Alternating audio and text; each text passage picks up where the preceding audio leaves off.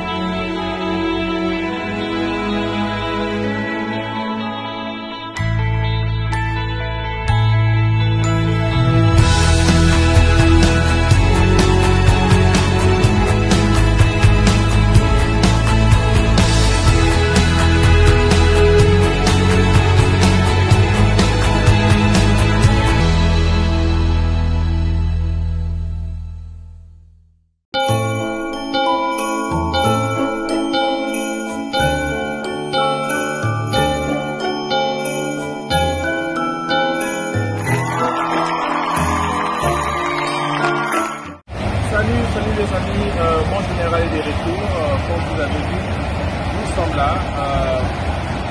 Nous allons vous présenter certains documents, certaines interviews qu'on a pu faire avec le voyageur. Quand nous nous sommes déguisés en voyageurs, en commerçants,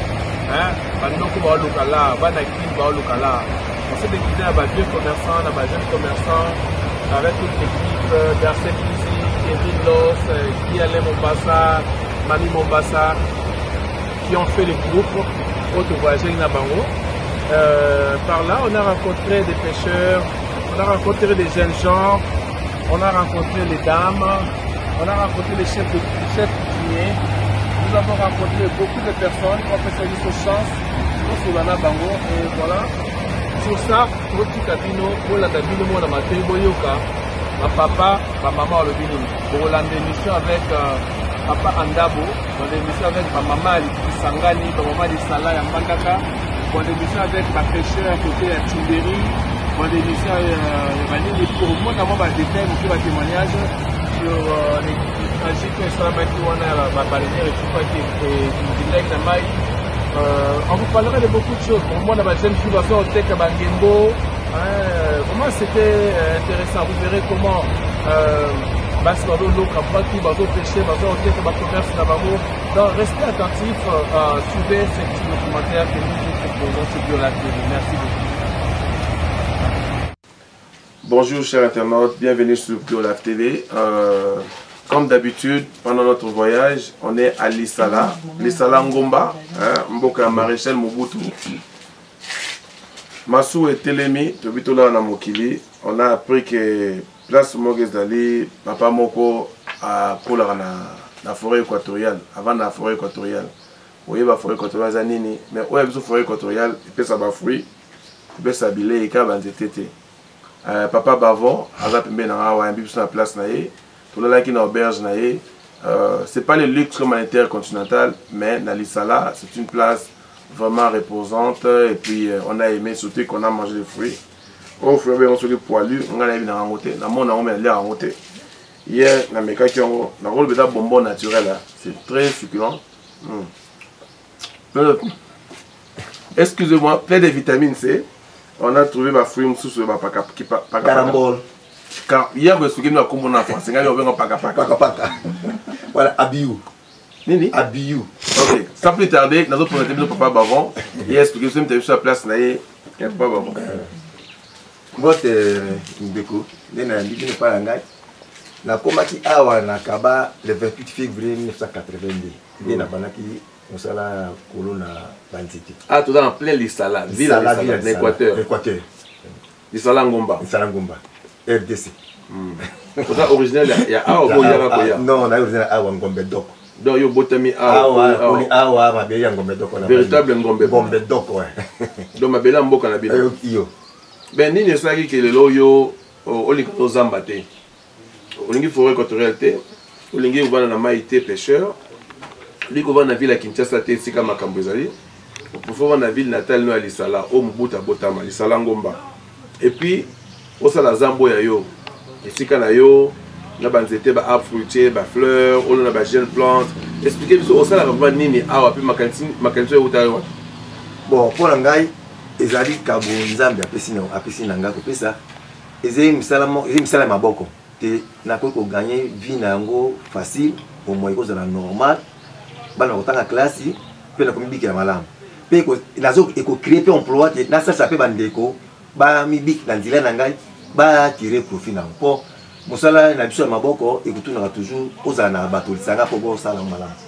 Mais tant que bandaki yango acquisition à mabele et ça mène une force à moyen belé bien et ça la période bon 82 000 si bakenda mais idée on a est-ce qu'on a soutien moi quelque part origine ou taïwan naki na soutien te mon problème c'est yakini nazaki na mayele na banaki kolona ndunda ba légumes ba bitekuteku ba céleri ba pinard ba piment à partir ya yango nde e banaki ko tombola te nazwa ndenge ya ko vivre. En même temps, nous avons kobokolo basoso na bambisi. Donc le point de départ est là.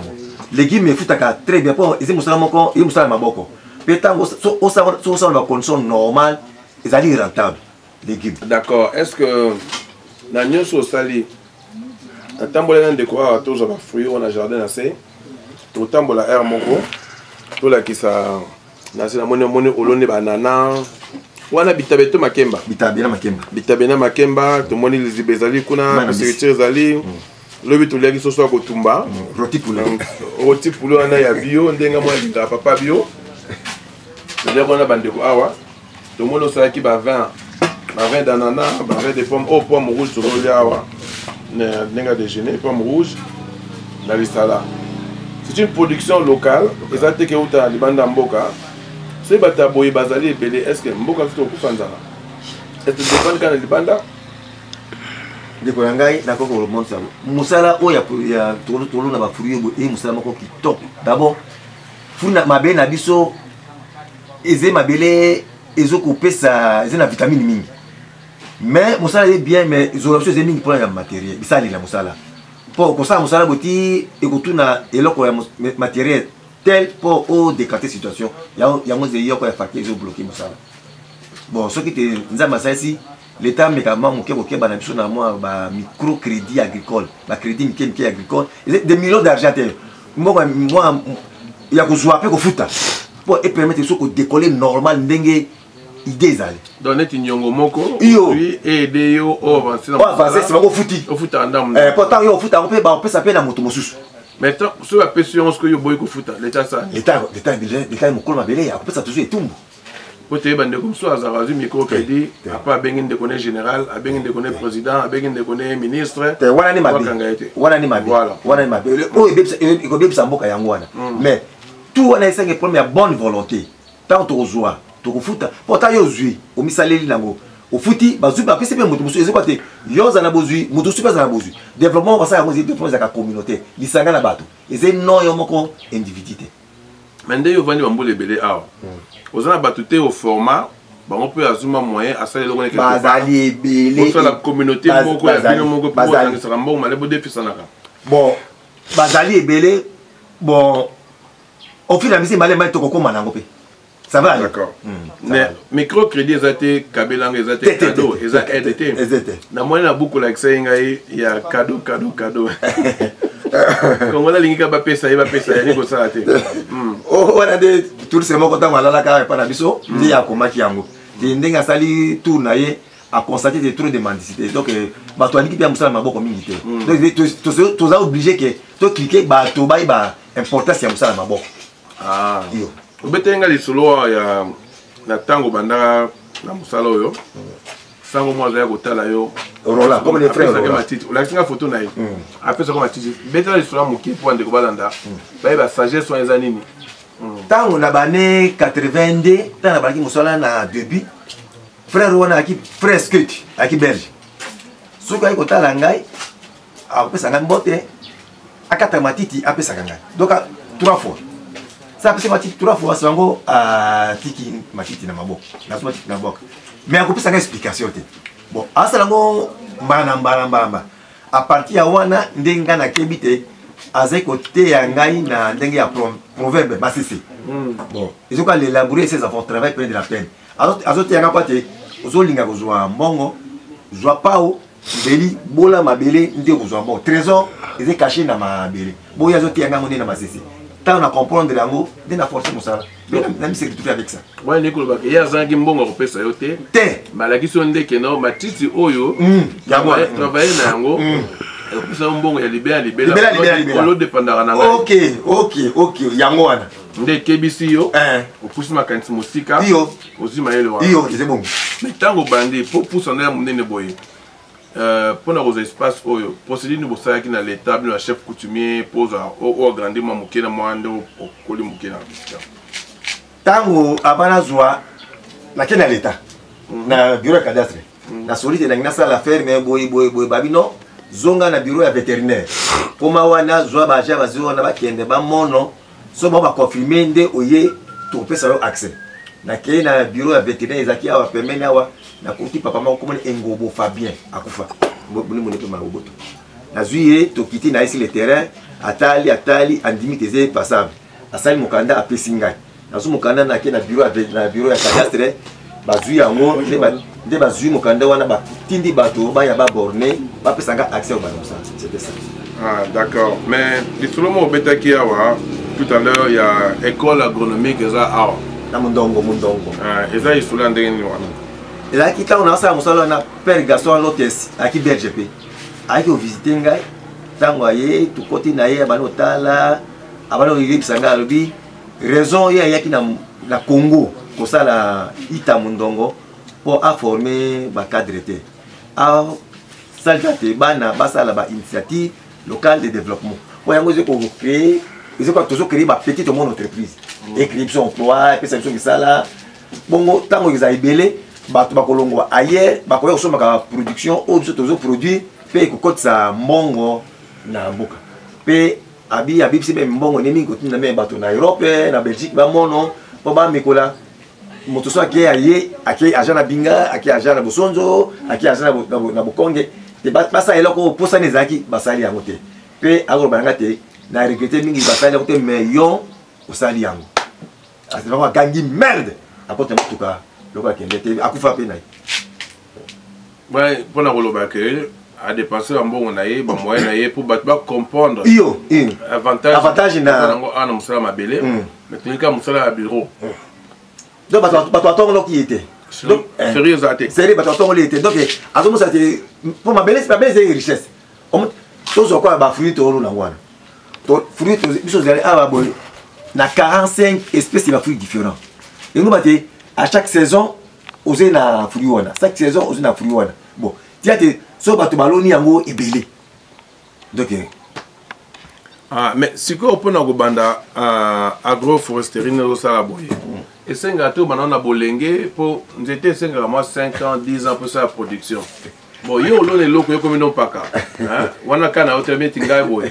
na lo ne loko na komiki paka na singela na yango te bola munango za na kolba place rabo américain auto travail na été apesanga ba variété entité belé comme ya kiro misero azako pesanga ilamba moko akomi ata mokili ko sila lobi na kolona nzete lelo e ngol baté liwa eze makabla nzambe paka akufaka mwana pe akufaka bon soko lobi te okosala mosala te po ekokufa bon soko okufi te bon mbuka oto ole yango sikoyo boy soko biso tolobaki te tokolona te po biso tokokufa lelo mpe pe ole yango te bon yo pe sala te ata yo zete bato o bakoya nsima na yo basalela donc liwa c'est pour tout le monde même maman ko botape mwana lelo mwana pa kokufa donc on espère développement le moins il y a variété à fruits à courte durée et à longue durée bon tant au monte moi mi bonne zema ipusani okende na poto na fruit mususu ebota na 2 ans 3 ans fruit mususu eze na tomolai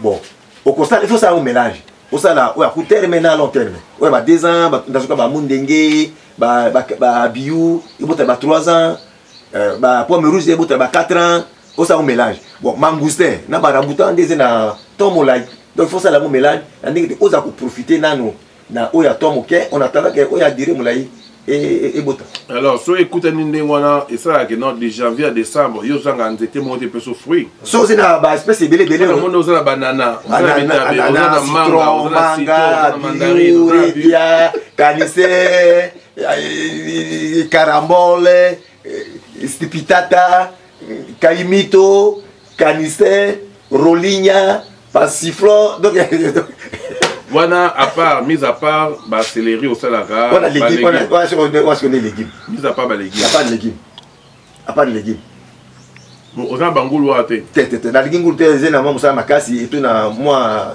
zena ba caprice mingi na lingi ko sala daza na charge maximum otena ko loksa mo normal ce qui te volume l'équipe na longa te il doit d'akumba moke o ekoki ouais moi je connaissais l'expérience là na Dallas n'a expliqué que on a liboso tu vas me kili nga mutu la facilité orgueil personnel oui on se peut au sali mais na business menda rentabilité exacte donc pour na vérité biloko moko ko gérer oui et puis au tie makasi nyonso gérer sa production madame OK lokola ngai makasi nga na tellement pe na fruit yo ba fruit ezali c'est ça mulengo moga 20 pardon ya jinga ya 20 yango na pour le te melaki 20 d'anana na jus à pomme yango na oyo boy merci po ezali nini maya anana to conserver maya nana pendant 2 ans to zu maya nana to rafiner ka maya nana to fungi yango ezali mbula mibale yango so meli yango epesa njala eze apéritif 2 ans maya nana mais ucheli na katuche lo riete de maya nana apa to za lisala uche a genete te non donc dans ça langue avec conscience te ça on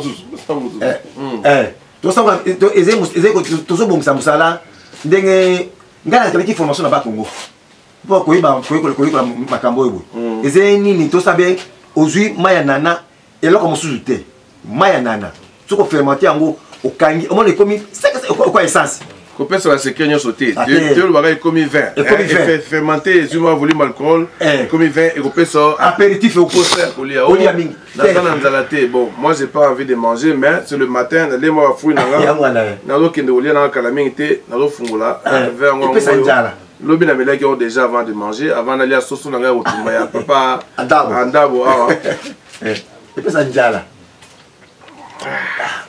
et d'abord neti cidre cidre tant ekiti et c'est mon moté maman dans 1 heure faut aller OK voilà donc continue na et après à part ba 20 na ba jus aux ça vous allez me ça pour la conservation ba pile de conservation malem ça va tourner au comment non c'est ba idée mais dans comme c'est complété dans le mais pour dans sous ça papa andabo yo za motalelo te na yebi na bomo na biso mboke zaka batu baliaka 3 fois économie malamu mboke do tembo malamu lelo tout le monde dit que mboke tembo malamu te méthode vivre ka mais l'expérience nous ya kala tant mindele bakendaki bila période ya mindele na tant mobuta zu direction mboka na lelo la meilleure période c'est quand ou bien ceux qui est bongoté comment on peut faire pour toujours la période de malamu oyo vivaki bon omoni comme na biso na mboka ezali tant que Tazaki a passé une unité. On a tout le monde unité nationale partout au Tambola 4 coins non problème. Donc autres zoom moqué pour les organisations. Les organisations tant bazui biloko bapesi yango na bato mingi bapesaki bango bazui biloko ko gérer te tozwa kaka papa mo tozaki na pauvre ndoko bapesaki aki na boulangerie ya kosala mapa aki na gros ya marchandise na magasin asisi biloko eza na gros asisi biloko oyo ya magasin asisi na makambo ya mapa akataka koko na anana atia na magasin tout asisi yango donc gestion ezalaki mabe parce que alaki moto ayebi asengeli na mosala wana te ok alaki na maturité na makambo wana te donc alaki ne député à l'époque yango wana bon sikoyo ndenge tomoni yango donc jamba na biso ezali jamba mabe na biso ezali toko toujours korelation nini bafe na so mingi na agriculture bazokisaka solva na agriculture priorité de priorité bon agriculture yango te mosala moko ezo créer emploi esenge nini main d'œuvre makasi na mboka et créer emploi mingi bon so c'est langa il faut zwa basali ufuta bakumbongo omoni esenge main d'œuvre makasi donc l'état ndia ça biso moi mokenda ba micro crédit agricole bato se bale biloko lone malamu baza santé malamu bakobela mokie baza na longue vie puis makasi osala mosala équilibre social eoza ezonga yango wana d'accord mais mpona yo sikoyo mpona yo mabe ezalaki za réalisation nde ebembi biso na niveau oyo mais ntango nini misala eza na mboka mingi te mpo tozwa kwa kaya binga kompani mo monene ezele eke basala ebele soki esikoyo boye donc okozwa ide te po nga babuti nga namoni yaoni na miso mais donc wana se leki nango kala esili mais mpona histoire mokie lokwa oyo eza lisala esika feu maréchal mobutu mpe à son âme abotamaki yo oza moto awa yo relation ezalaki ndeni bien oyebaka ye bien oyebaka libota na ye bien bozalaka esika moko bien oyokaka na sango ozwaka moto moko pete sola moto bon moto ngazwa moto nde na wana première chance nazwa ngo nde na loterie tombola asaka tombola na 4e anniversaire nini avant asala la loterie wana ngai na invitaki commissaire sur régional ingole na commissaire zone kwa ingole nalobi na bango ngabi président azopesa bato mbongo bokotisa na so na ye nazina projet monene mpona lisala soki apesi ngai ndako na mbongo nakosala makambo zina motu lange ebele bakosikosi ngai babi ozila toswa na ye soki vide ebimi nde tokokotisa yo oki bakosi ngai basete batiki wana ya loterie 1 zika 20 000 coupons baye na basini wana liboso na mobutu azipi miso akozwa coupon moko yaki numéro 19515 ngai nde nakangaki yango oui nabosala mokolo moko te wana nini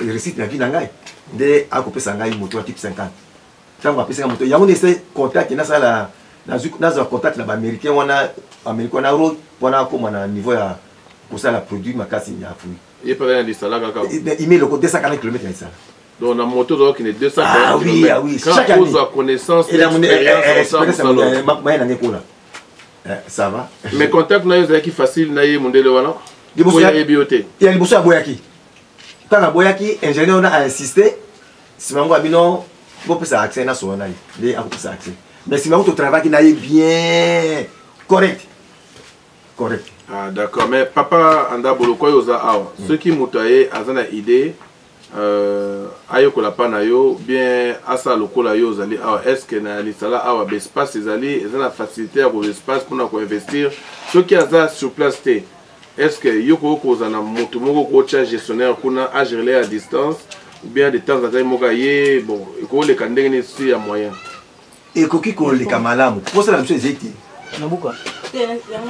tosengeli tosala ete tobongisa mboko na biso donc to créer emploi bato basala misala chômage eza makasi surtout bajeune chômage eza makasi kosala mosala elanga eza mosala moko d'abord eza na limite te nzambe eza monene tozwa lisala binga jamba lisala bumba jamba lisala businga partout nzambe ezali ezali ete eloko ekobloke biso moko mbeni nayo tobango première matériel bon tosoze kwa toke kwa 12 km to 15 km tokosala ngo kuna po tokumba produit tobimba nango nakea mosika te tozwi zamba tosala tokwa to 5000 pieds ya makemba tolitana au bout d'une année tobani production tosi tokwa 5000 pieds ya anana au bout d'une année tozwi production kokumba ngo kuna na to na 20 km komisango awa esa ngini transport nini makere ya mote ba moyens ali limité ya mote ya toujours sur comme sur place ya mais ceux qui ba moyen wane monani est-ce que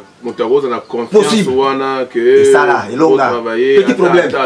petit problème bon ceux qui osate ozana mwana bien aza idéologie na yo ba kusala madame. Merci. En tout cas, merci papa. Nous avons biso pa na yo. So vous allez le basuka au pesa bandeko, batali na passage na biso. Vous voyez que comme ça tout si ça. Et banga suke zete. Na lingaka mingi to sala misala ni bikobota mbuma na ndenge te ata so biso to kufi génération future o ya sima na biso ba bénéficier nango. To sala biloko te pona intérêt personnel ya biso te wana na zaka contre yango. Mais musala to sa musala te d'accord, merci. Voilà, merci beaucoup. On conclut cette émission par la fruit de Kindolia. On va continuer comme la June Nana et localement awa. Outil pototé et ça. Elonami awa, basalango awa, petomelango awa. Merci beaucoup. Merci beaucoup pour Nathan Nabino. Moi, je recommande cette place agroforesterie Papa Andabo.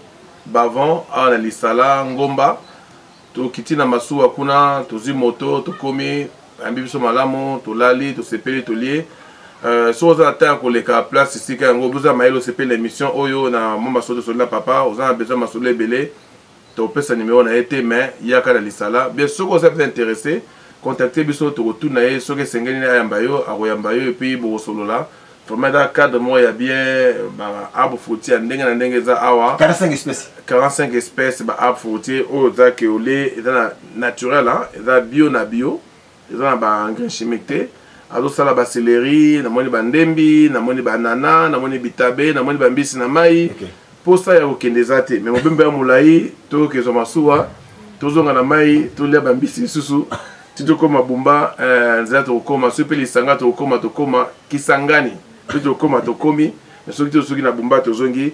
Merci beaucoup, à la prochaine occasion. Merci beaucoup. Salut les amis, mon général est de retour, comme vous l'avez vu, nous sommes là. Nous allons vous présenter certains documents, certaines interviews qu'on a pu faire avec les voyageurs. Quand nous nous sommes déguisés en voyageurs, en commerçants, on s'est déguisé à vieux commerçants, à jeunes commerçants, avec toute l'équipe d'Arsène Musique, Kevin Loss, Guy Alain Mombasa, Mami Mombasa, qui ont fait le groupe Auto Voyager Nabango. Par là, on a rencontré des pêcheurs, on a rencontré des jeunes gens, on a rencontré les dames, on a rencontré les chefs coutumiers. Nous avons rencontré beaucoup de personnes qui ont fait service aux chances sur la Nabango. Et voilà. Sur ça, notre cabino, pour la cabino, mon amateur, boyoka, ma papa, ma maman, le bini. Pour l'émission avec papa Andabo, pour l'émission avec ma maman, Sangani, ma maman, Sala, Yambandaka, pour l'émission avec ma pêcheur, côté à Timberi, pour l'émission pour moi, d'abord, des thèmes, des témoignages sur les tragiques, sur la baleinière et tout ça qui est de maille. On vous parlerait de beaucoup de choses. Pour moi, dans ma jeune fille, vraiment c'était intéressant. Vous verrez comment